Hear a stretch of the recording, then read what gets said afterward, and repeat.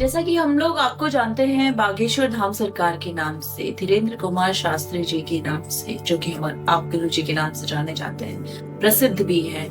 तो हम जानना चाहते हैं कि धर्म से आपका कैसे जुड़ाव हुआ और कहाँ से वो जुड़ाव कहाँ से शुरू हुआ? हमारे जीवन में बाल्यकाल से ही हमारे चूंकि जो दादाजी थे वो हनुमान जी के परम भक्त रहे और उन्होंने अपने जीवन काल के 45 वर्ष तक हनुमान जी की साधना की। पहले गृहस्थ में थे, बाद में उन्होंने संन्यास धारण किया और हनुमान जी की सिद्धि उनको प्राप्त थी और लोग उनको सिद्धि वाले महात्मा के नाम से जानते थे। बड़े मिरेकल मैन थे और लोग बड़े दूर दूर से उनके दर्शन करने लोग आते थे। तो हमारा बाल्यकाल लगभग 6-7 वर्ष से उनके चरणों में जुड़ाव हुआ।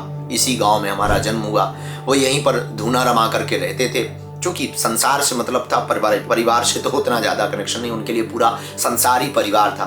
फिर भी अहेतु की उनकी कृपा हुई हम पर और हम बार बार चरणों में जाते रहे। लगभग 8 या 9 वर्ष की अवस्था में उन्होंने अपने जीवन की जो उपलब्धि, जो ज्ञान अर्जित उन्होंने किया, धीरे धीरे हमको पढ़ाना सिखाना प्रारंभ किया। इसके बाद हमारे जीवन काल में एक नया परिवर्तन आया।